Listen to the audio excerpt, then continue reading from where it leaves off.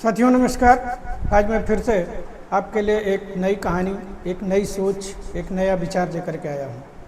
साथियों, एक बार ऐसा हुआ कि एक आदमी अपने दुखों से परेशान होकर के, अपनी बीवी से परेशान होकर के, अपने बच्चों से परेशान होकर के, और वो सोचा कि अब मैं जंगल की तरफ जाता हूँ और मुझे जंगल में थोड़ी देर मैं रहूँगा, तो कुछ दिन रहूँगा, मैं सुकून पाऊँगा और कुछ दिन या तो मैं वहाँ पे संन्यास ले लूँगा। और वो धीरे धीरे अपना जो है निकल गया जंगल की तरफ। भूख प्यास उसको लगी हुई थी, लेकिन उसको तो जंगल में जाना था। वो जंगल में चला गया और बहुत अंदर तक जंगल में चला गया, लगभग आधे जंगल के अंदर चला गया।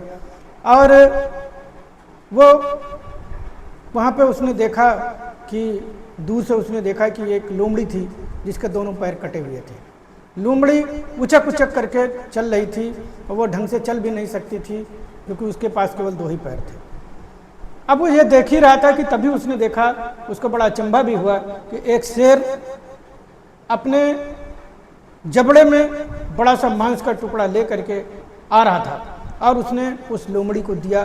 पहले तो उसने सोचा कि ये इस लोमड़ी का भी शिकार कर लेगा, लेकिन उसने देखा कि शेर उस लोमड़ी के लिए वो खाना लेकर के आया था। उसने उस मांस के टुकड़े को उसको दिया और वो छिप करके वो देख रहा था और वो लोमड़ी पेट भर के खाना खाई और वो तृप्त हो गई।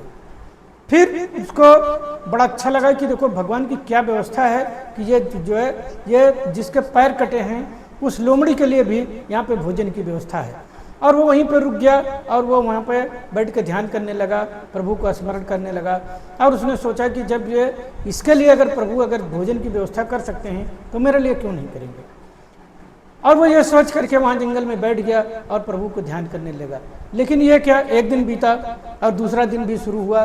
भूख के मारे उसका बुरा हाल था और जो है रात में उसको मच्छर भी बहुत काट रहे थे, बहुत परेशानी हो रही थी। लेकिन उसने फिर अपने अंतरात्मा से प्रभु को ध्यान किया और प्रभु से बोला कि हे प्रभु, आप इस जंगल के बीच में इस पैर कटी लोमड़ी के लिए भोजन की व्यवस्था कर सकते हैं, तो क्या मैं इतना भागा हूँ, क्या मैं इतना बुरा कर्म करने वाला हूँ कि मैं यहाँ पे बैठ के आप मेरे लिए भोजन की व्यवस्था नहीं कर सकते हैं। प्रभु ने उसके अंतरात्मा में जो जवाब दिया वो बहुत सुनने लायक है।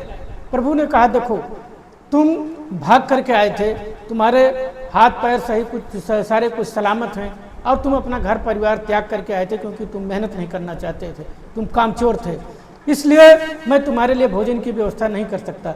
लेकिन लोमड़ी असहाय थी, उसके लिए भोजन की व्यवस्था करना ये मेरी जिम्मेदारी है। साथियों, ये सही बात है कि अगर जब तक आप अपनी परेशानियों से भागते रहेंगे, जब तक आप स्ट्रगल नहीं करेंगे, जब तक आप उन परेशानियों को डटकर मुकाबला नहीं करेंगे, तब तक भगवान भी आपको मदद नहीं करेगा। भागने वालों की कभी कोई मदद नहीं करता, भागने वालों की समाज भी मदद नहीं करता, भागने वालों के घर वाले भी मदद नहीं करता। इसलिए कभी भी चुनौतियों से भागिए नहीं, उनका डट करके सामना करिए और ये हमेशा दिमाग में रख के चलिए कि मुझे परमात्मा ने उस लोमड़ी जैसा असहाय नहीं बनाया है, बल्कि परमात्मा ने मुझे शेर जैसा बनाया है कि मैं अपना तो पेट भर ही सकता हूँ और मैं दूसरों का भी पेट भर सकता हूँ। दोस्तों, जब ये विचार लेकर के आप जिएंगे, जब ये विचार लेकर के आप इस हौसले के साथ आप अपने काम में आगे बढ़ेंगे, तो परमात्मा आपका जरूर साथ देगा, आपके काम में कामयाबी मिलेगी और परमात्मा आपके साथ सदैव खड़ा रहेगा। दोस्तों, आपको ये कहानी कैसे लगी कमेंट करके ज़रूर बताइएगा। अच्छा लगा हो तो लाइक कर दीजिएगा और अच्छा लगा हो तो शेयर कर दीजिएगा।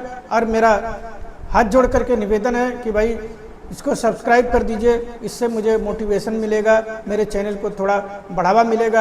आप भी चाहते होंगे कि अच्छी चीज़ें समाज में जाएं, जिससे समाज में एक अच्छा संदेश जाए, समाज का कुछ परिवर्तन हो सके।